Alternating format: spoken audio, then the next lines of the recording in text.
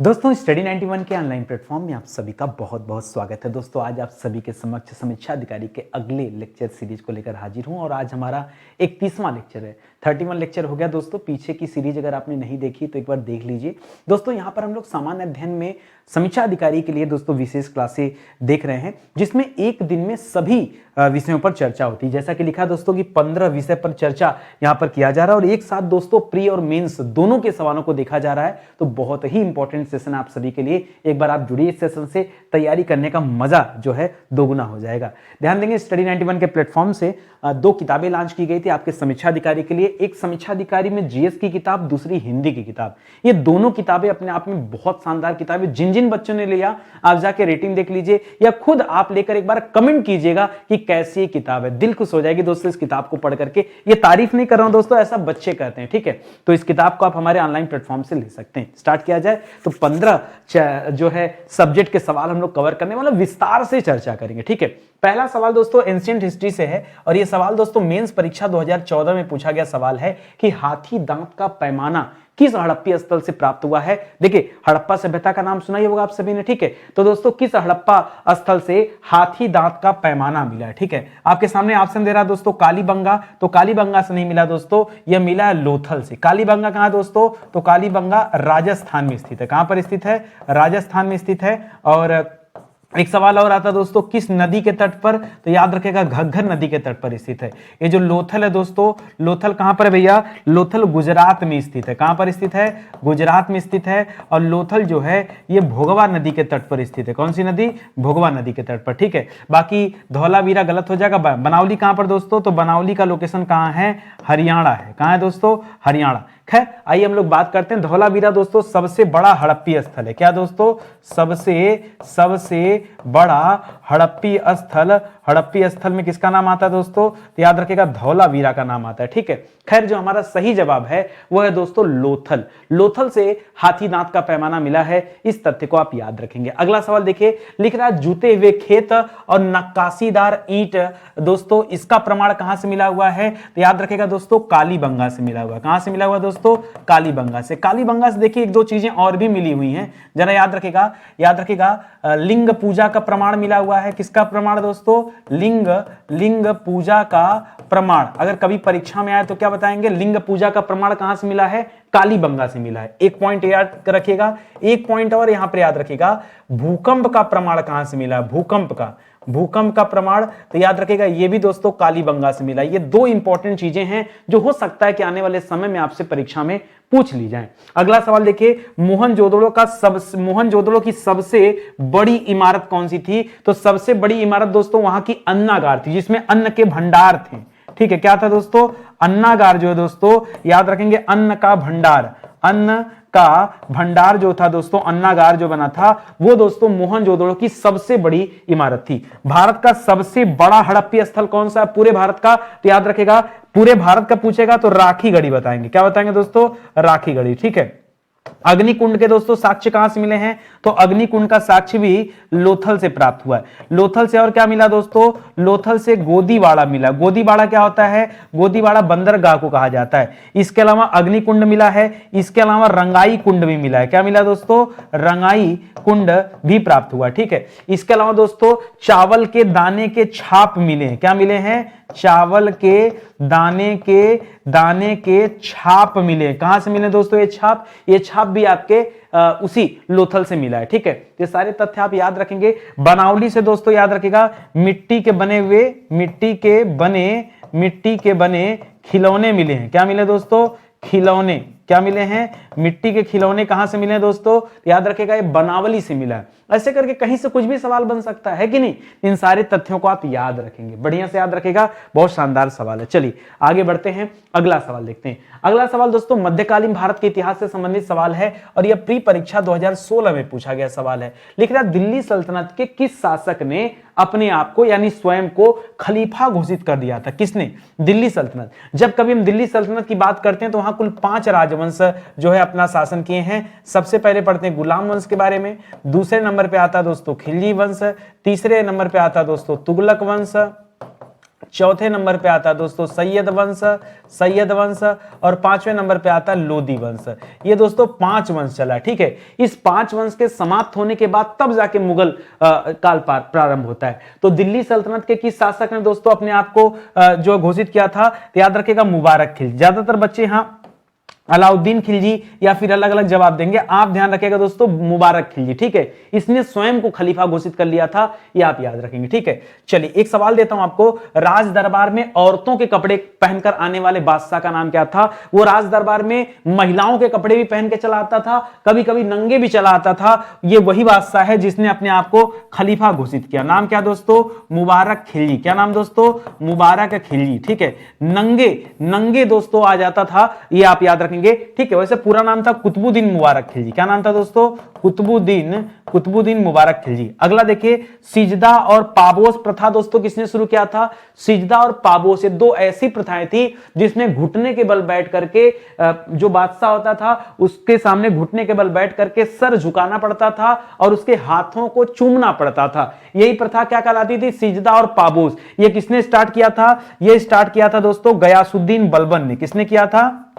ये प्रथा गयासुद्दीन बलबन ने शुरू किया था, ठीक है। गयासुद्दीन बलबन ने शुरू किया। लिख रहा इल्तुतमिश द्वारा गुलाम चालीसा बनाया गया। आपसे परीक्षा में पूछता है चालीसा दल या गुलाम चालीसा या इसी को कहते थे तुर्कान ए चिहलगानी। पूछता है कि इसको किसने स्थापित किया, तो याद रखेगा 40 सरदारों का दल था, इसे इल्तुतमिश ने शुरू किया था। लेकिन समाप्त किसने किया था दोस्तों? तो समाप्त बलबन ने किया था। किसने समाप्त किया था? बलबन ने समाप्त किया था, ठीक है। मोहम्मद बिन तुगलक की बात करेंगे तो मोहम्मद बिन तुगलक ने सांकेतिक मुद्रा चलाया था। क्या चलाया था दोस्तों? सांकेतिक मुद्रा चलाया था, जो इसकी सबसे बड़ी भूल मानी जाती है, ठीक है। अलाउद्दीन खिलजी की बात करेंगे दोस्तों तो इसने बाजार नियंत्रण प्रणाली शुरू किया। क्या किया? बाजार नियंत्रण प्रणाली दोस्तों स्टार्ट किया। इसके अलावा दोस्तों घोड़े दागने की प्रथा शुरू की। घोड़े दागने की प्रथा, ठीक है। हुलिया प्रथा वगैरह सब यहीं से संबंधित है, ठीक है। ये सब याद रखेंगे। फिलहाल अपने जवाब पर आइए। मुबारक खिलजी जो है ये आपके लिए दोस्तों सही जवाब है इस सवाल का, ठीक है। आगे बढ़ते हैं, मॉडर्न हिस्ट्री का सवाल देखते हैं, आधुनिक भारत के इतिहास का सवाल। यह सवाल दोस्तों प्री परीक्षा 2017 में पूछा गया।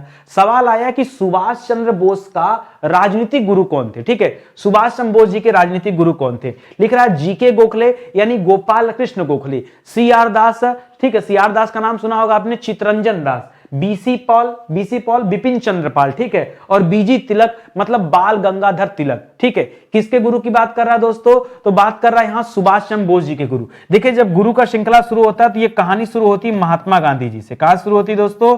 महात्मा गांधी जी से। पूछा जाता है महात्मा गांधी जी के गुरु कौन थे, तो याद रखेगा दोस्तों गोपाल कृष्ण गोखले। कौन थे दोस्तों? गोपाल कृष्ण गोखले, ठीक है। गोपाल कृष्ण गोखले क्या माने जाते हैं? महात्मा गांधी जी के गुरु माने जाते हैं। और इनके गुरु कौन माने जाते हैं दोस्तों? तो याद रखेगा महादेव गोविंद रानाडे। क्या नाम था दोस्तों? महादेव गोविंद रानाडे को माना जाता है, ठीक है। यहीं से दोस्तों आपके प्रश्नों का सिलसिला शुरू होता है। अभी जो आपसे सुभाष चंद्र बोस जी के बारे में पूछ रहा है तो याद रखेगा सुभाष चंद्र बोस जी प्रभावित थे सीआर दास से। जी हां दोस्तों, सीआर दास को क्या कहते थे? चितरंजन दास। क्या कहते थे दोस्तों? ये भी बंगाली थे, ये भी थे, ठीक है। चितरंजन दास, ठीक है। चितरंजन दास जी ने किसकी स्थापना किया दोस्तों? तो चितरंजन दास जी ने ही स्वराज पार्टी की स्थापना में अपना योगदान दिया। किसके साथ मिलकर दोस्तों? तो याद रखिएगा मोतीलाल नेहरू के साथ मिलकर के चितरंजन दास जी ने क्या किया था? कौन सी पार्टी खड़ा किया था? स्वराज पार्टी खड़ा किया था, ठीक है। तो सुभाष चंद्र बोस जी उन्हीं को अपना गुरु मानते। कुछ नए सवाल देखते हैं। लिख रहा गोपाल कृष्ण गोखले के राजनीतिक गुरु कौन थे? तो गोपाल कृष्ण गोखले के राजनीतिक गुरु लिख रहा है, तभी मैंने आपको बताया है, याद रखेगा महादेव गोविंद रानाडे, ठीक है। महादेव गोविंद रानाडे, ठीक है। याद रखेगा इनका संबंध दोस्तों किससे रहा है? जब हम और पीछे जाते हैं तो हम पढ़ते हैं प्रार्थना समाज के बारे में, ठीक है। प्रार्थना समाज की स्थापना किसने किया था? उसमें भी दोस्तों महादेव गोविंद रानाडे का नाम आता है, ठीक है। महात्मा गांधी जी के राजनीतिक गुरु कौन थे? तो याद रखेगा गोपाल कृष्ण गोखले, ठीक है। गोपाल कृष्ण कृष्ण गोखले, ठीक है। अच्छा, इनकी बात आई गई तो एक चीज और याद रखिएगा, 1905 में कांग्रेस अधिवेशन की अध्यक्षता किया था इन्होंने, ठीक है। अध्यक्षता किया था कांग्रेस की, ठीक है। अध्यक्षता किया था किसकी दोस्तों? कांग्रेस अधिवेशन की। और सर्वेंट ऑफ इंडिया सोसाइटी की रचना इन्होंने किया है। सर्वेंट ऑफ इंडिया सोसाइटी, ये सवाल आता है, बार बार परीक्षा में सवाल आता है, तो इसको भी आप याद रखिएगा। आई बात समझ में? देखिए, जितना जोड़ जोड़ के पढ़ेंगे उतना आनंद आएगा। और देखिए सवाल, बाल गंगाधर तिलक जी, ठीक है, ये दोस्तों लाल बाल पाल, तीन दोस्तों ऐसे लोग थे जो गरम दल के नेता कहे जाते थे। ये अपना गुरु किसे मानते थे? ये दो लोगों को अपना गुरु मानते थे। एक तो दोस्तों स्वामी विवेकानंद जी को अपना गुरु मानते थे। किसे? स्वामी विवेकानंद जी को अपना गुरु मानते थे। और बाल गंगाधर तिलक जी के दूसरे गुरु थे दादा भाई नौरोजी। कौन थे दोस्तों? दादा भाई नौरोजी। दादा भाई नौरोजी को grand old man of India भी कहते हैं, ठीक है। भारत के वयोवृद्ध पुरुष कहे जाते हैं, ठीक है। इसी तरह लाला लाजपत राय जी दोस्तों किसे अपना राजनीतिक गुरु मानते थे? तो मैजनी को अपना राजनीतिक गुरु मानते थे। किसे दोस्तों? मैजनी को, ठीक है। इतने सवाल देखिए बनते हैं, तब जाके दोस्तों कहीं ये पूरा का पूरा हमारा कॉन्सेप्ट क्लियर होता है। जब देखिए स्टडी 91 पर कभी आप पढ़ने आएंगे ना, तो स्टडी 91 पर पढ़ने का यही मजा है कि हम कभी टाइम देख के नहीं पढ़ते हैं, हम हमेशा क्वालिटी कंटेंट पर बातें करते हैं। एक सवाल को तोड़ करके उससे अनेक सवाल बनाते हैं, तब तक सवाल बनाते रहते हैं जब तक पूरा बोर्ड जो है भर न जाए, ठीक है। और जगह होता तो और सवाल दे दिया जाता, लेकिन हमें तो सब सब्जेक्ट कवर करना है, ठीक है। हर सब्जेक्ट कवर करने का भी अपना मजा है। पूरे भारत में कोई भी ऐसी कोचिंग आपको नहीं मिलेगी, चाहे ऑनलाइन चाहे ऑफलाइन, जो एक दिन में सारे सब्जेक्ट पढ़ाता हो। ये हमें अपनी स्कूल की याद दिलाता है। स्कूलिंग को छोड़ दिया जाए तो स्कूलिंग में क्या होता था? घंटी लगती थी, हिंदी की पीरियड, इंग्लिश की पीरियड, मैथ की, अलग अलग सब्जेक्ट की पीरियड होती, पूरे दिन पढ़ते थे।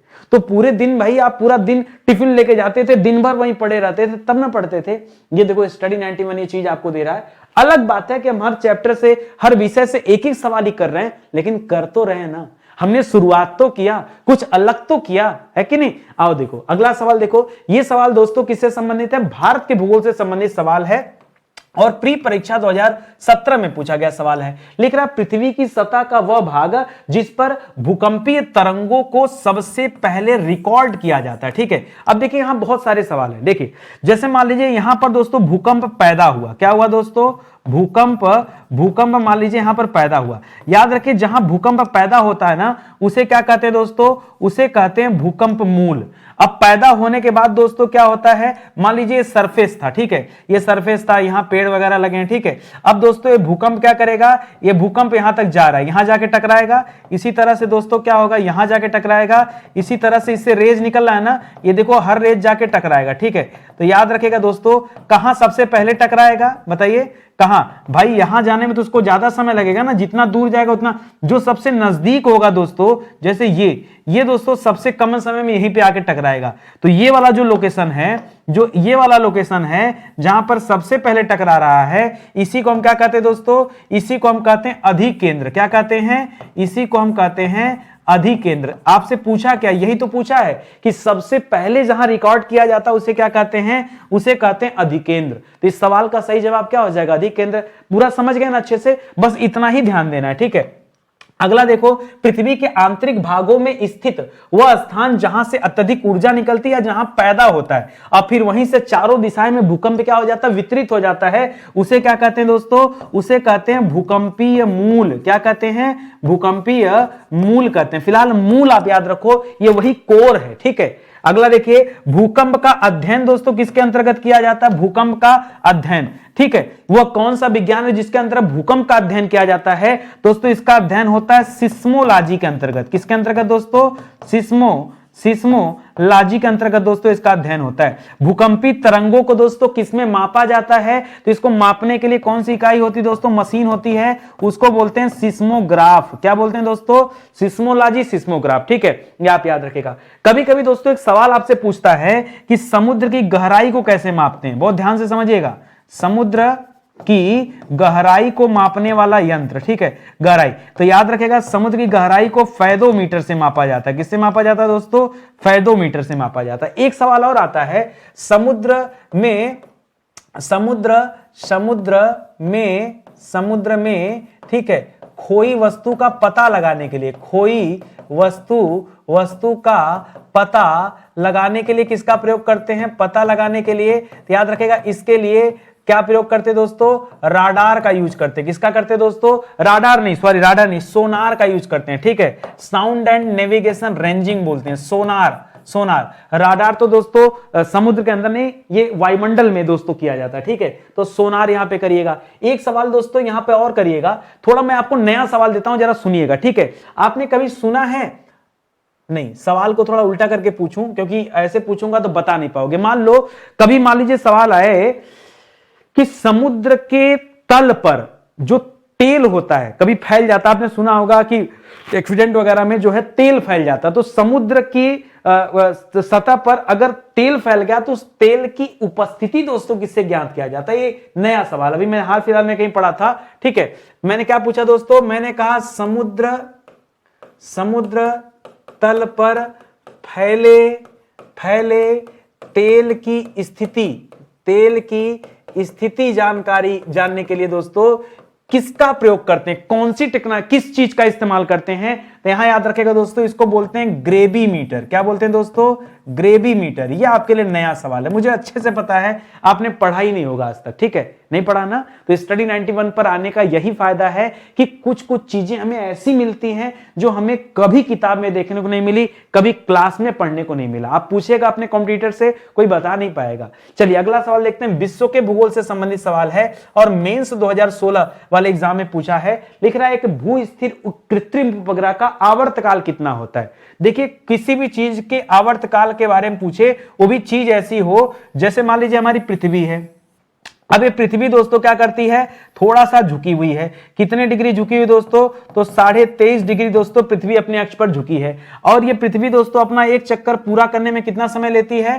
तो याद रखेगा, ये अपना एक चक्कर पूरा करने में लेती दोस्तों 24 घंटे। तो दोस्तों याद रखेगा, ये जो 24 घंटे है, जो पृथ्वी का आवर्तकाल होता है, वही दोस्तों इस कृत्रिम उपग्रह का आवर्तकाल होगा। ठीक है, जैसे कि पृथ्वी अपने धुरी पर घूम लेती, तो उसी के साथ साथ चंद्रमा भी घूम लेता है। ठीक है, तो उसी के साथ साथ जितने भी सैटेलाइट होते हैं ना, ये भी उसी के साथ साथ घूम लेते हैं, तो इनका आवर्तकाल सेम ऐसे ही होता है। ठीक है, आई बात समझ में ना? अब यहां से कुछ और सवाल लीजिए। लिख रहा है भू स्थिर उपग्रह की पृथ्वी की सतह से ऊंचाई कितनी होती है? ये जितने भी सैटेलाइट हम लोग भेजते हैं, ये सैटेलाइट दोस्तों कितने ऊपर जाती है? तो याद रखेगा, बाहर एक आप मंडल पढ़ते हैं जिसका नाम है बहिर्मंडल। क्या पढ़ते हैं दोस्तों? बहिर्मंडल। ठीक है, इसी को कहते हैं एक्सोस्फीयर। क्या कहते हैं दोस्तों? एक्सोस्फीयर। ठीक है, एक्सोस्फीयर पढ़ते हैं और यहीं पर जाता है, वो स्थित होता है। इसकी ऊंचाई है दोस्तों 36,000 किलोमीटर। जो सैटेलाइट जाती है ना, ये सैटेलाइट दोस्तों कितने ऊपर जाती है? 36,000 किलोमीटर ऊपर जाती है और वहीं से क्या करती है? चक्कर लगाती है। लिख रहा है एक एकल भू स्थिर उपग्रह पृथ्वी की सतह के कितने प्रतिशत हिस्से पर नजर रख सकता है? मान लीजिए कोई सैटेलाइट भेजा गया, उस सैटेलाइट से पृथ्वी का कितना प्रतिशत हिस्सा देखा जा सकता है या कवर रहेगा? तो याद रखेगा केवल 40%। कितना दोस्तों? भाई पूरी पृथ्वी थोड़े देखी जा सकती है। हाँ, पूरी पृथ्वी देख सकता है क्या? अब कोई गोल चीज है, मैं कैसे बताऊं आपको? मान लीजिए यहां एक पानी का बॉटल है। ठीक है, गोल भले नहीं है तो ठीक है, इसके हम कितने सतह को देख सकते हैं? तो जितना, भाई पूरा तो एक साथ देख नहीं सकते, एक तरफ का हिस्सा देख सकते हैं। उसी तरीके से दोस्तों याद रखेंगे, ये जो पृथ्वी है, क्योंकि ये गोल है, तो सैटेलाइट से पूरी पृथ्वी तो कोई नहीं देख सकता है कि नहीं? तो क्या है, कुछ परसेंट हिस्सा ही देखा जा सकता है, केवल 40%। ठीक है, अच्छा, इसी सवाल से मुझे एक नया सवाल याद आ गया दोस्तों। चंद्रमा का कितना हिस्सा पृथ्वी से दिखाई देता है? चंद्रमा का कितना हिस्सा कहां से दिखाई देता है?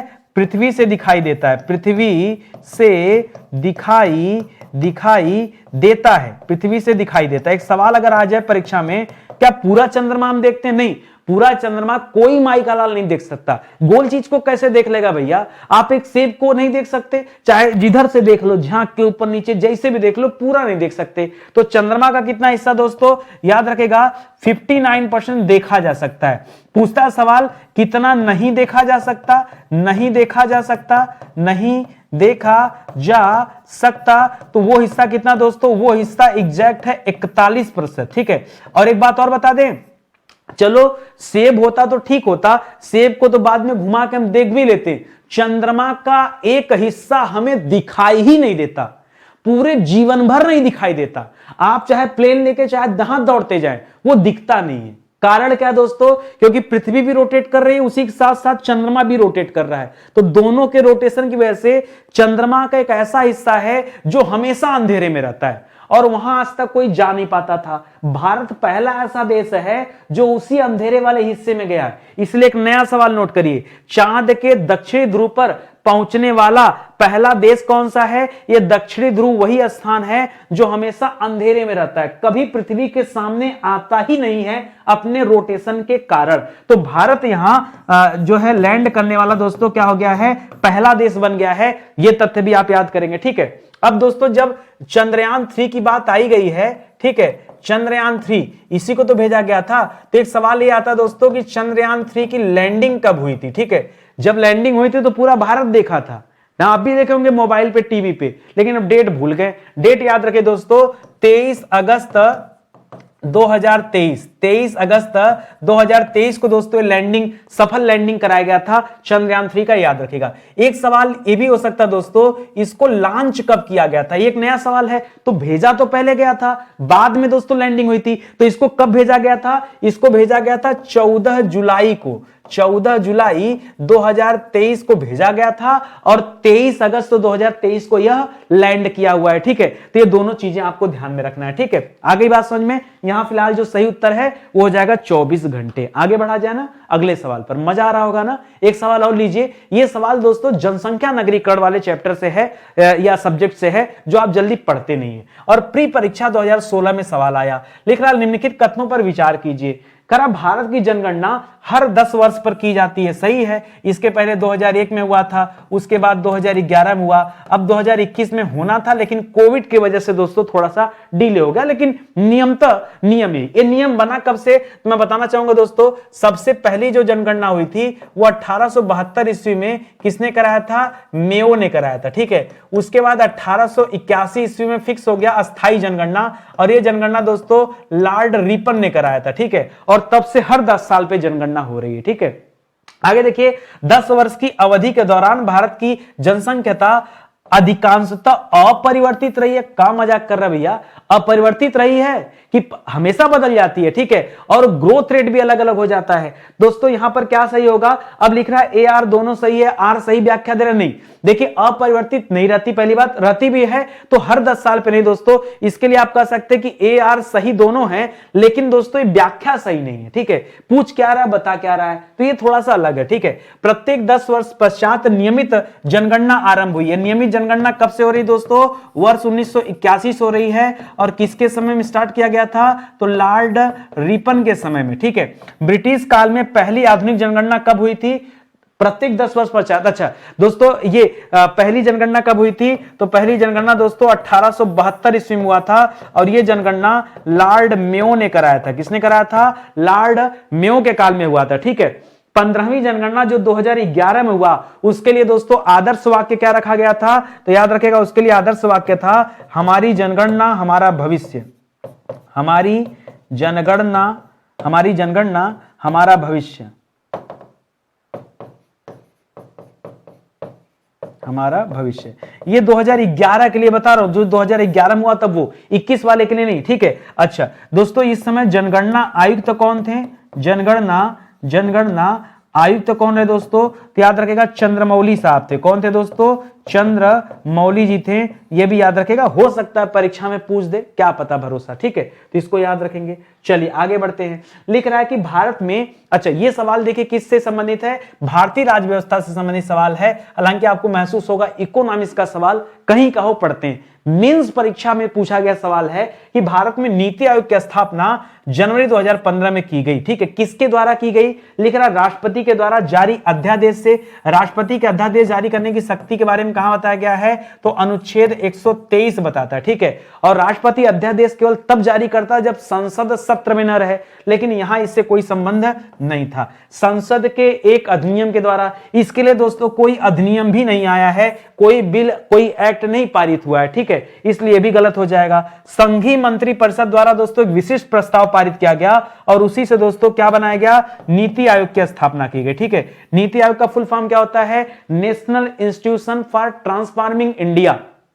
पूछता सवाल, ठीक है। फुल फॉर्म पूछता है तो क्या बताएंगे? बताएगा एन माने हो जाता है नेशनल, आई माने हो जाता है इंस्टीट्यूशन, इंस्टीट्यूशन, और उसके बाद फॉर, फिर टी माने हो जाता है ट्रांसफार्मिंग, ट्रांसफॉर्मिंग, ट्रांसफॉर्मिंग इंडिया। ठीक है, तो याद रखेगा ये हो जाता है सही जवाब। ठीक है, इसको आप याद रखेगा। ठीक है, तो यहां जो सही उत्तर है ये ऑप्शन नंबर 3। ठीक है, कुछ नए सवाल देखते हैं। लिख रहा नीति आयोग की स्थापना दोस्तों कब हुई है, तो याद रखेगा दोस्तों 1 जनवरी 2015 को नीति आयोग की स्थापना हुई। ठीक है, नीति आयोग के पदेन अध्यक्ष दोस्तों कौन होता है, तो हमेशा याद रखेगा जो भारत के प्रधानमंत्री होते हैं वही दोस्तों क्या होते हैं, नीति आयोग के पदेन अध्यक्ष माने जाते हैं। ठीक है, तीसरी बात याद रखेगा दोस्तों, प्रधानमंत्री ने योजना आयोग को भंग करने की घोषणा कब की थी, जिसके बाद पंचवर्षीय योजना का युग समाप्त हो गया। तो इसको भंग करने की घोषणा किया गया था दोस्तों अगस्त 2014 में। ठीक है, उसके बाद दोस्तों पूरी तरह से समाप्त हो गया। एक सवाल अब आप और याद रखिए उपाध्यक्ष को लेकर। ठीक है, पूछता सवाल उपाध्यक्ष। ठीक है, और यहां से 2 सवाल बनता है कि दोस्तों पहले उपाध्यक्ष कौन थे, तो पहले उपाध्यक्ष कौन थे दोस्तों, याद रखिएगा अरविंद पनगड़िया थे। कौन थे दोस्तों, अरविंद पनगड़िया। ठीक है, अरविंद पनगड़िया ये पहले उपाध्यक्ष थे। और एक सवाल और कर सकता है कि वर्तमान में कौन है, तो वर्तमान में हमेशा डेटा चेंज होते रहता है। अभी याद रखें दोस्तों सुमन बेरी। कौन याद रखेंगे, सुमन बेरी। तो ये डेटा दोस्तों हमेशा चेंज होता रहेगा, इसलिए इस पे स्टार लगा दे रहे हैं। इसको आप हमेशा ढूंढ के पढ़ा करिए। एक और सवाल दोस्तों, एक सवाल देता है नीति आयोग के सीईओ के बारे में। किसके बारे में, सीईओ के बारे में। तो यहां भी आता है दोस्तों पहले सीईओ कौन थे, तो याद रखेगा पहले सीईओ थे सिंधु श्री खुल्लर। कौन थे दोस्तों, सिंधु श्री खुल्लर जो हैं ये पहले सीईओ थे। वर्तमान में कौन दोस्तों, तो यहां गलत कर दिया मैंने खुद ही। ठीक है, वर्तमान में कौन दोस्तों, तो वर्तमान वाला आंकड़ा फिर से चेंज होता रहेगा, आप हमेशा अपडेटेड रहिएगा। ठीक है, अभी है सुब्रमण्यम। कौन है दोस्तों, सुब्रमण्यम। ठीक है, सुब्रमण्यम पूरा नाम है वीबी सुब्रमण्यम। क्या नाम है दोस्तों, वीबी सुब्रमण्यम। ये दोस्तों अभी है। ठीक है, तो ये सवाल दोस्तों पूछ सकता है। एक ये अगस्त 2014 वाला जो डेटा है इसको तो आप जरूर से याद रखेंगे चाहे जैसे भी। तो ये दोस्तों भारतीय राज्य व्यवस्था का सवाल हो गया। अगला सवाल देखते हैं, फिजिक्स केमिस्ट्री का सवाल है। ठीक है, प्री परीक्षा 2016 में पूछा गया, निम्नलिखित में से कौन सा लौह धातु में क्षय करण के लिए आवश्यक है। ठीक है, क्षय करण का मतलब क्या होता है दोस्तों, जिसकी वजह से जंग लगता है। क्या लगता है दोस्तों, जिसकी वजह से जंग लगता है उसके लिए क्या है, केवल ऑक्सीजन से जंग नहीं लगता है, जंग लगता है ऑक्सीजन और नमी दोनों से। ठीक है, याद रखेंगे ऑक्सीजन और नमी के कारण दोस्तों जंग लगता है। लोहे में जंग का यही सबसे बड़ा कारण है। ठीक है, तो ऑप्शन नंबर बी करिएगा। लिख रहा है लौह धातु में जंग लगना क्या कहलाता है। ठीक है दोस्तों, ये जो जंग लगता है इसको क्या कहते हैं। ठीक है, तो लौह धातु में जंग लगने को एक नाम देते हैं, इसे हम कहते हैं संक्षारण। क्या कहते हैं दोस्तों, संक्षारण। और इससे लोहा क्या होता है, धीरे धीरे झरने लगता है, वो लोहा का अस्तित्व ही धीरे धीरे समाप्त हो जाता है। लिख रहा है लौह धातु ऑक्सीजन तथा नमी से क्रिया करके बनाती है। क्या बनाती है, जिसके कारण दोस्तों ये जंग लगने लगता है, क्योंकि दोस्तों यहां बनता है आयरन ऑक्साइड। क्या बनता है दोस्तों, आयरन ऑक्साइड बना लगती है, जिसकी वजह से दोस्तों लोहे में जंग लगता है। ठीक है भाई, यहां ऑक्सीजन नमी है तो आयरन लोहे में लग रहा है, तो आयरन और ऑक्सीजन से ऑक्साइड बना लेगा। ठीक है, लोहे को जंग से बचाने के लिए किसका लेप लगाते हैं दोस्तों, तो यसद लेपन किया जाता है। क्या किया जाता है दोस्तों, यसद लेपन। ठीक है, यसद लेपन को क्या कहा जाता है दोस्तों, जस्ता का लेप चढ़ाया जाता है, जस्ता का लेप किया जाता है, इसी को कहते हैं यसद लेपन। ठीक है, अगर आप चाहते हैं लोहे को जंग न लगे तो लोहे के ऊपर किसका लेप लगा दीजिए, जस्ते का लेप लगा दीजिए, जस्ता यानी जिंक का लेप लगा दीजिए, तो दोस्तों लोहे पे कभी जंग नहीं लगेगा। ठीक है, एक और सवाल याद रखेगा, भारत में एक ऐसा लोहा है जिस पर आज तक जंग नहीं लगा, वो दोस्तों कौन सा है, तो याद रखेगा वो मेहरौली दिल्ली में दोस्तों स्थित है। यहीं पर दोस्तों कुतुब मीनार है, कुतुब मीनार है, उसी कुतुब मीनार के परिसर में। ठीक है, उसी कुतुब मीनार के परिसर में क्या है दोस्तों, एक लौह स्तंभ है। क्या है दोस्तों, एक लौह स्तंभ है। उस लौह, जबकि खुले मैदान में है, लेकिन उस लौह स्तंभ में आज तक जंग नहीं लगा। सोचो किस क्वालिटी का लोहा है, जबकि उस पर यसद लेपन भी नहीं हुआ है उसके बावजूद भी। तो दोस्तों एक अपवाद स्वरूप इसे हम याद रखते हैं किस प्रकार का लोहा है। ठीक है, चलिए आगे बढ़ते हैं दोस्तों। एक चीज और बहुत बढ़िया सवाल याद आ गया, ये जो हमारा राम मंदिर बन रहा है ना, जो राम मंदिर बन रहा है अयोध्या में। ठीक है, राम मंदिर जो अयोध्या में बन रहा है, इस राम मंदिर की खासियत है कि इसमें दोस्तों 0% लोहे का इस्तेमाल किया जा रहा है। जी हाँ, 0% लोहा और 0% सीमेंट, मतलब ये बिना सीमेंट और बिना लोहे का ये जो है राम मंदिर तैयार हो रहा है, ठीक है। और ये राम मंदिर किस शैली में बन रहा है दोस्तों, तो याद रखिएगा नागर शैली में बन रहा है, ठीक है। नागर शैली में ये मंदिर बनाया जा रहा है बिना सीमेंट और बिना लोहे का यूज किए। कभी गूगल करिएगा तो इत्मीनान से आप पढ़िएगा इस चीज को, ठीक है। ये चलिए आगे बढ़ते हैं, अगले सवाल पर आते हैं। अगला सवाल दोस्तों बायोलॉजी से संबंधित है, जीव विज्ञान से संबंधित सवाल है और प्री परीक्षा 2016 में यह सवाल भी पूछा गया। निम्नलिखित में से कौन सही रूप से सुमेलित नहीं है, ठीक है। लिख रहा है ईस्ट। ईस्ट दोस्तों, ईस्ट से किण्वन होता है, बिल्कुल सही। किण्वन मतलब फर्मेंटेशन होता है, सही है।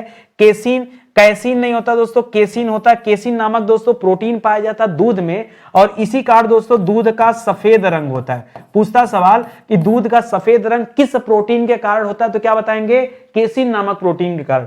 एलोवेरा क्या होता है दोस्तों, ये आवृत बीजी होता है, ढका हुआ होता है, बिल्कुल सही। घटपर्डी दोस्तों ये परजीवी आवृत बीजी नहीं है। घटपर्डी क्या दोस्तों, याद रखेगा ये कीट भक्षी पौधे का नाम है। क्या नाम दोस्तों, कीट भक्षी पौधा है। आप जानते हैं कि पौधों में जान नहीं होता, लेकिन जगदीश चंद्र बसु जी ने बहुत पहले बता दिया था कि पौधों में भी जान होता है, ठीक है। और ऐसे भी पौधे होते हैं जो कीटों को खा जाते हैं।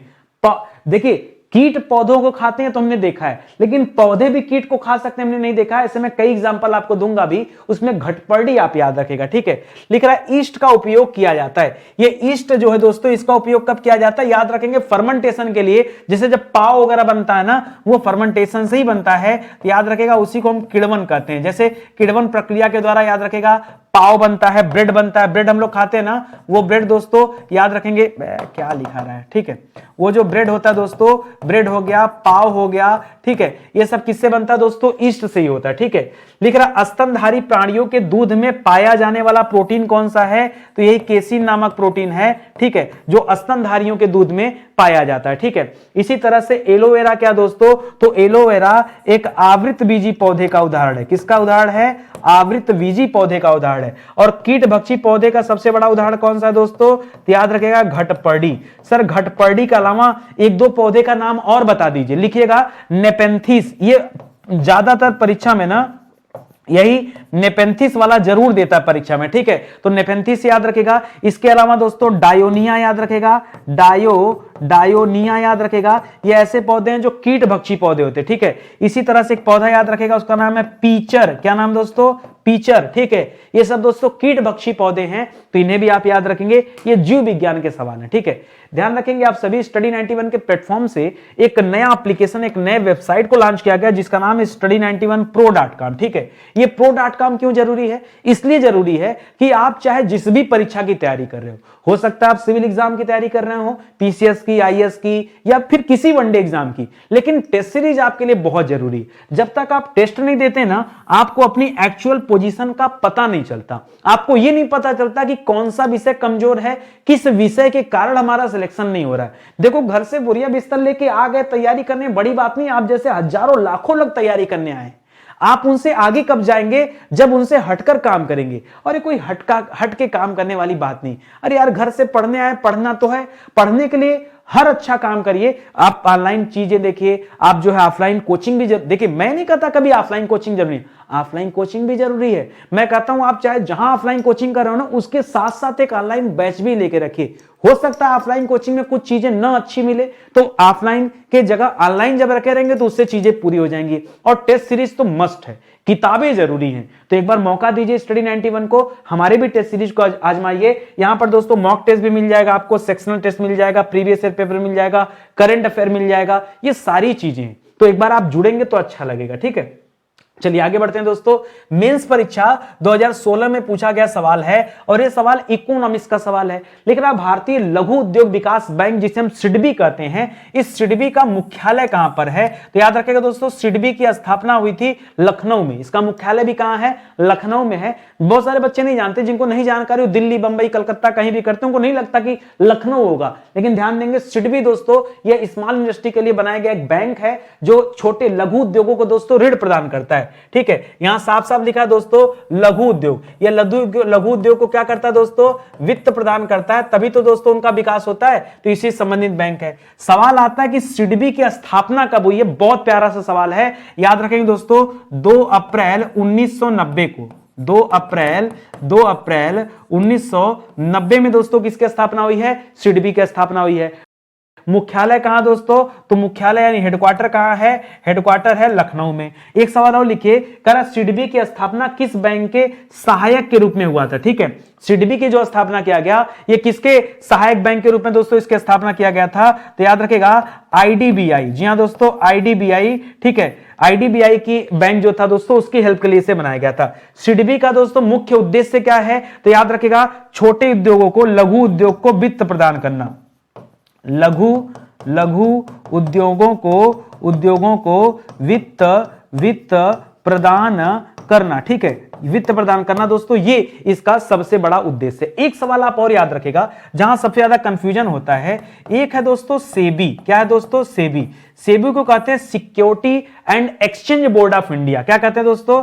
सेबी को security and exchange board of India कहते हैं दोस्तों। याद रखेगा, एक्सचेंज बोर्ड ऑफ इंडिया। ठीक है, बोर्ड ऑफ इंडिया ये नाम देते हैं। हम कंफ्यूज हो जाते हैं इसकी स्थापना को लेकर। एक्चुअली सेबी और इसकी दोनों की स्थापना दोस्तों अप्रैल में हुआ है, इसी कारण सबसे ज्यादा कंफ्यूजन होता है। जो यहां दोस्तों 2 अप्रैल है ना, उसी तरह से जब आप सेबी की बात करेंगे तो सेबी का स्थापना कितनी तारीख हुआ था? 2 की जगह कर लीजिएगा 12। क्या कर लेंगे दोस्तों? 12 अप्रैल। और जो सन है दोस्तों वो 1990 की जगह कर लीजिएगा 1992। क्या कर लीजिएगा? देखिए यहां 2 अप्रैल 90 है, यहां 12 अप्रैल 92 है, क्योंकि देश मतलब एकदम मिलता जुलता है, इसलिए बड़ा कंफ्यूजन होता है। सेबी का दोस्तों हेडक्वार्टर आपसे पूछ सकता है तो बताएगा इसका हेडक्वार्टर मुंबई में। कहां पर है? हेडक्वार्टर मुंबई में। अब देखिए क्योंकि यहां बैंक की बात किया है, एक और ऐसा बैंक है जहां से बहुत ज्यादा सवाल आता है, उसका नाम है दोस्तों नाबार्ड। क्या नाम दोस्तों?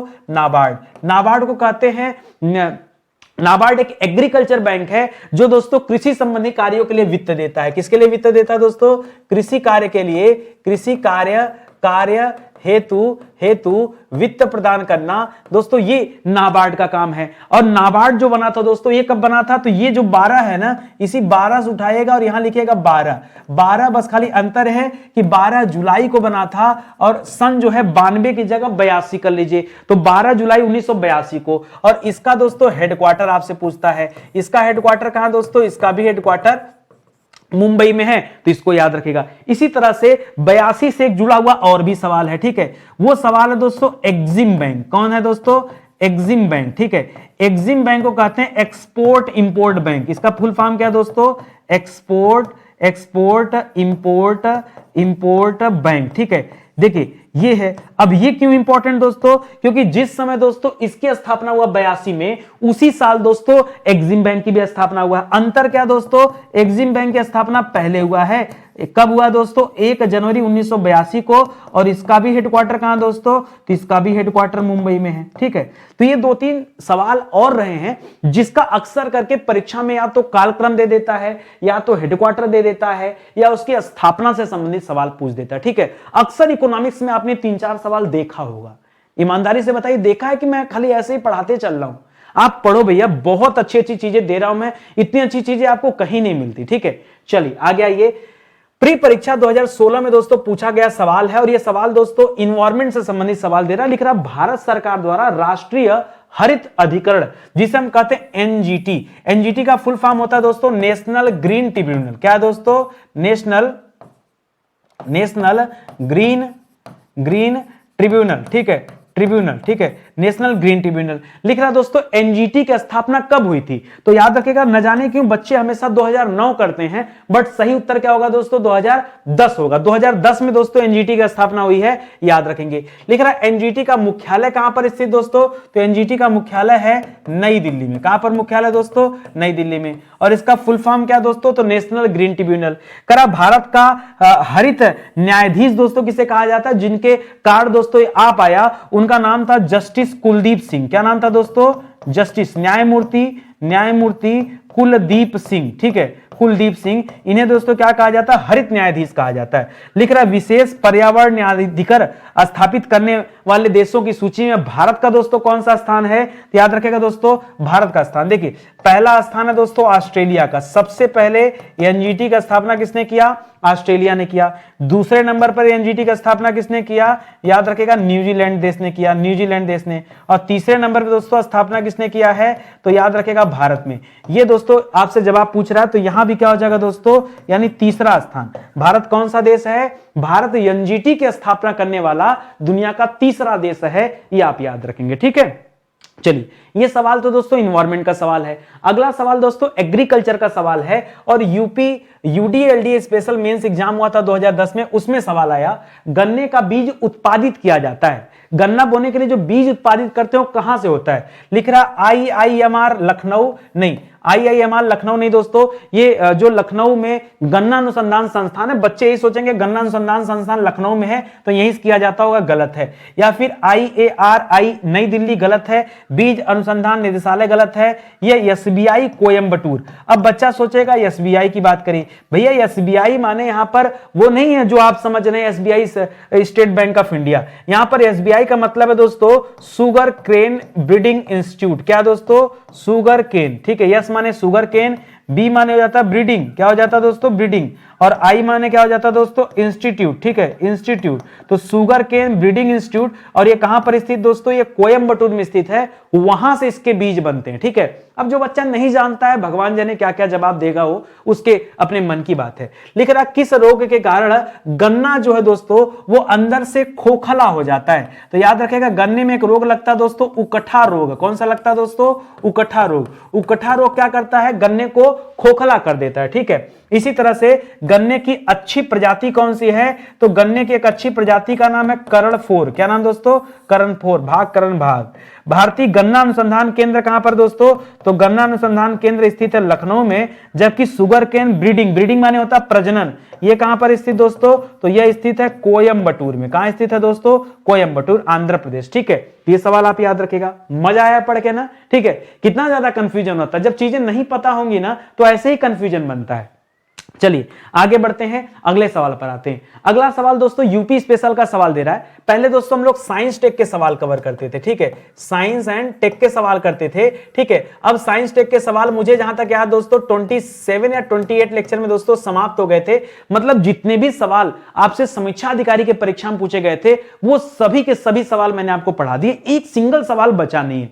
इसीलिए दोस्तों यूपी स्पेशल का 2 सवाल अब मैं आपको पढ़ाऊंगा, ठीक है। तो प्री परीक्षा 2021 में पूछा गया सवाल है कि पूर्वी उत्तर प्रदेश की पहली केबल कार सेवा ये किस जनपद में शुरू हुई। अब केबल कार सुनते ही यहां हर बच्चा दिमाग खर्च करेगा। देखिए मैं आपको बता दूं, केबल कार सेवा अगर कभी भी पूछे ना तो बताइएगा केबल कार सेवा कहां शुरू हुई है, केबल कार की बात कर रहा है ये दोस्तों मिर्जापुर। जी हां दोस्तों, उत्तर प्रदेश के मिर्जापुर में क्या है दोस्तों, यहीं पर विंध्याचल धाम है। क्या दोस्तों, विंध्याचल धाम, ठीक है, विंध्याचल धाम है दोस्तों, माता शीतला का धाम है, मंदिर है, ठीक है। तो याद रखेगा मिर्जापुर हो जाएगा जवाब। लिख रहा चित्रकूट एवं विंध्याचल में रोपवे परियोजनाओं की घोषणा कब किया गया था। ये 2 ऐसे जगह हैं जहां पर ये रोपवे परियोजना स्टार्ट किया गया था, और ये घोषणा दोस्तों 2016 में हुआ था, क्योंकि यहां पर चित्रकूट का ऑप्शन नहीं है, नहीं तो वो भी जवाब कर देते। चित्रकूट, एक चीज और याद रखेगा, यहां पर दोस्तों ग्लास स्काई वॉक बनाया जा रहा है। क्या बनाया जा रहा है, ग्लास स्काई वॉक। एक बार आप गूगल सर्च करिए, मतलब ना वॉक, ठीक है, आपका दिल खुश हो जाएगा, जबरदस्त, ठीक है। पहाड़ पर दोस्तों, जैसा हम लोग कभी चाइना में नहीं देखते कि शीशे का एक जो है रोड बना होता है, उस पर लोग जाते हैं, बड़ा डर सा फील होता है, वैसा दोस्तों स्काई वॉक बना हुआ है, बन रहा है, ये चित्रकूट में बनाया जा रहा है। बाकी विंध्याचल में रोपवे देख लिया। भारत का पहला सार्वजनिक परिवहन रोपवे का निर्माण कहां किया जा रहा है दोस्तों, तो जो सार्वजनिक परिवहन के लिए रोपवे बन रहा है, याद रखेगा ये वाराणसी में बन रहा है। कहां बन रहा है दोस्तों, वाराणसी में, ठीक है। तो याद रखेगा रोपवे चलेगा, अभी शहर के अंदर चलेगा, ठीक है। हम लोग जनरली रोपवे देखते हैं मंदिर वगैरह जाने के लिए, पहाड़ वगैरह पे जाने के लिए, लेकिन यहां दोस्तों शहर में पहली बार रोपवे बनाया जा रहा है, ठीक है। उत्तर प्रदेश में पहली बार पॉड टैक्सी कहां शुरू किया गया, तो पॉड टैक्सी दोस्तों नोएडा में शुरू किया गया, ठीक है, नोएडा में शुरू किया गया पॉड टैक्सी, इसको भी याद रखेगा। ये सब के सब शानदार सवाल है अपने आप में, ठीक है। चलिए आगे बढ़ते हैं। अगला सवाल देखते हैं। अगला सवाल भी किससे संबंधित है, यूपी स्पेशल का ही सवाल है। वर्तमान में उत्तर प्रदेश में भारत के प्राचीनतम 16 महाजनपद में से कितने महाजनपद दोस्तों उत्तर प्रदेश में स्थित हैं? पहले बताइए, ये जो 16 महाजनपद हुआ करते थे, 16 महाजनपद हुआ करते थे, इसका उल्लेख कहां मिलता है? ठीक है, सवाल यह आता है इसका उल्लेख कहां मिलता है। तो इसका उल्लेख दोस्तों दो जगह मिलता है दोस्तों। एक बौद्ध धर्म की पुस्तक है, बौद्ध धर्म की पुस्तक है, उस पुस्तक का नाम है अंगुत्तर निकाय। क्या नाम दोस्तों? अंगुत्तर निकाय। उस पुस्तक में दोस्तों इसका वर्णन मिलता है। उसी तरह से दोस्तों एक जैन धर्म की किताब है, एक जैन धर्म की किताब है, नाम है भगवती सूत्र। क्या नाम है दोस्तों? भगवती सूत्र। ठीक है, यहां भी दोस्तों इसका जो है वर्णन मिलता है, दो जगह मिलता है। और उत्तर प्रदेश में कितने ऐसे महाजनपद थे? तो पुराने समय के जो 16 महाजनपद थे उनमें से 8 का क्षेत्र जो उत्तर प्रदेश से सटा हुआ था, उत्तर प्रदेश के हिस्से में आता था, ये आप याद रखेंगे। ठीक है, आइए, ये वो 8 नहीं है, पहली बात ये वो 8 नहीं है, ऐसा नहीं आप समझिएगा कि ये सब है, कह भी सकते हैं ये सब 8 में आएंगे। ठीक है, मैं उसी 8 को बता भी रहा हूं, सुनिए। चलिए आइए एक एक करके बताते हैं। सबसे पहले काशी की बात करते हैं। ठीक है, काशी जो महाजनपद था दोस्तों, ये वाराणसी के अंतर्गत आता था। तो जो वाराणसी वगैरह का क्षेत्र था ये दोस्तों काशी में आता था। कोसल की बात करें, काशी, कोसल, अंग मगध, वज्जी। ठीक है, ये अलग मैं सीक्वेंस आपको बता रहा था। ये जो कोसल दोस्तों ये फैजाबाद मंडल में आता था। ठीक है, अब वैसे भी दोस्तों फैजाबाद का नाम बदलकर क्या हो गया दोस्तों? अयोध्या हो चुका है। तो याद रखेगा ये अयोध्या वाला क्षेत्र हुआ करता था। इसलिए मल्ल किसे कहते थे दोस्तों? तो मल्ल जो होता था ये देवरिया का बेल्ट होता था। देवरिया लार सुने ना, देवरिया लार। ठीक है, तो याद रखेगा ये देवरिया जिला का होता था। ये जो चेदी हम लोग पढ़ते थे, चेदी महाजनपद, ये चेदी महाजनपद दोस्तों आधुनिक बुंदेलखंड का जो हिस्सा है, बुंदेलखंड का जो हिस्सा है उसे मानते थे। पुराने समय में बुंदेलखंड को क्या कहते थे? जेजाक भुक्ति कहते थे। ठीक है, जेजाक भुक्ति कहते थे, वो भी याद रखेगा। वत्स महाजनपद में दोस्तों क्या आता था? याद रखेंगे कौशाम्बी आता था, कौशाम्बी आता था, प्लस दोस्तों इलाहाबाद आता था, इलाहाबाद जिसे अब प्रयागराज कर दिया गया। ठीक है, इसी तरह से कुरु महाजनपद में दोस्तों क्या आता था? अब देखिए कुरु वैसे तो हरियाणा दिल्ली वाला बेल्ट हो गया। ठीक है, लेकिन दोस्तों आप शायद भूल गए, जो मेरठ है वो तो उत्तर प्रदेश में है ना, तो मेरठ वाला क्षेत्र, पानीपत वाला क्षेत्र और दिल्ली वाला क्षेत्र ये सब आते थे दोस्तों। ठीक है, इसी तरह पांचाल, पांचाल को लेके अब झगड़ा करेंगे आप, हमसे पता है। ठीक है, पांचाल में आता था दोस्तों रुहेलखंड का क्षेत्र। क्या आता था? रुहेलखंड का क्षेत्र। ठीक है, अब फिर आप मानने को तैयार नहीं। देखिए बुंदेलखंड का क्षेत्र जो था वो चेदी में आता था, जबकि रुहेलखंड का क्षेत्र पांचाल में आता था। ठीक है, और रुहेलखंड की अगर हम बात करें तो रुहेलखंड वाले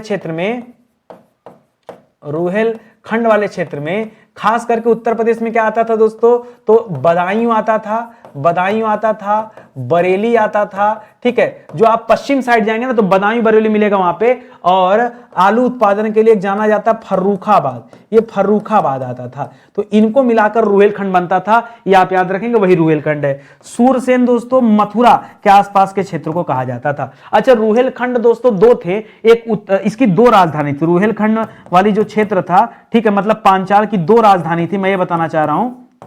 ठीक है, एक उत्तरी क्षेत्रों के लिए, एक दक्षिणी क्षेत्रों के लिए। जो उत्तरी पांचाल की राजधानी थी उसका नाम था अहिच्छन्न। क्या नाम था दोस्तों? अहिच्छन्न। ठीक है, अहिच्छन्न ये उत्तरी के लिए था, और जो दक्षिणी के लिए था उसका नाम था काम्पिल्य। क्या नाम था दोस्तों? काम्पिल्य। चलिए कभी विस्तार से मौका मिलेगा तो चर्चा करेंगे, अभी आप मोटी मोटा ऐसे याद रखें। ठीक है, तो ये सवाल हो गया। आगे बढ़िए, अगला सवाल दोस्तों विविध वाले चैप्टर से है और मेंस परीक्षा 2017 में पूछा गया सवाल है। ठीक है, जो कहीं नहीं आता उसे मैं विविध में रखता हूं।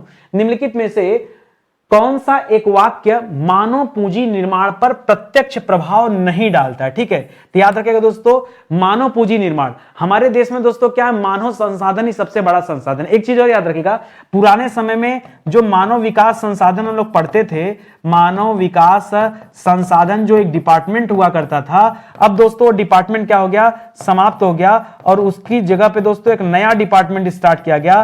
ठीक है, उस नया डिपार्टमेंट का नाम क्या दोस्तों? मानव विकास संसाधन के जगह पे जो नया डिपार्टमेंट है, आप मुझे बताएगा उसका नाम क्या है। ठीक है, बहुत सोच समझ के बताएगा। ठीक है, कौन सा यहां पर विभाग स्टार्ट किया गया? तो शिक्षा दोस्तों मानव के लिए बहुत जरूरी है, चिकित्सीय देखभाल भी जरूरी है, ट्रेनिंग भी जरूरी है। सिंचाई का संबंध दोस्तों कृषि से है, आदमी को थोड़े सींचना है। हाँ ठीक है, तो याद रखेगा सिंचाई का यहां पर कोई संबंध नहीं है, आप तो ऐसे भी इसका जवाब दे ही देते। लिख रहा मानव पूंजी निर्माण को प्रभावित करते हैं, कौन कौन प्रभावित करता है, जैसे शिक्षा प्रभावित कर सकता है, जैसे लिविंग स्टैंडर्ड को क्या बोलेंगे भैया, लिविंग स्टैंडर्ड, ठीक है, नहीं समझ में आ रहा है, ठीक है, लिविंग स्टैंडर्ड मतलब रहन सहन, ठीक है, रहन सहन भी दोस्तों प्रभावित करेगा। इसके अलावा दोस्तों चिकित्सा भी प्रभावित करता है। अगर हम देखें बहुत सारा है, जैसे शुद्ध पेयजल अगर उन्हें नहीं मिल रहा दोस्तों तो कहीं ना कहीं वो कुपोषित रहेंगे, पेयजल, ठीक है, ये भी प्रभावित करेगा। तो ऐसे करके दोस्तों बहुत सारे हैं। मानव पूंजी निर्माण का अर्थ क्या दोस्तों, ये बताइए, इसका